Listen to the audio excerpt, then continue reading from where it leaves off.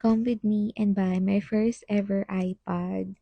So, nung May ko pa tinitignan tong A16, kaso lagi siyang sold out. And then, nag-sale siya ulit, parang June or July. Pero wala talagang stock. And then, now, finally, August 18, merong stock malapit sa amin. So, ang, ang ano ka na lang, ang sign ko, it's silver or nothing. Eh, merong silver. So, meron na akong iPad. So, you're really never too old to get one. And torn ako sa iPad mini and A16. Kasi yung iPad mini, it's masyado siyang maliit for me.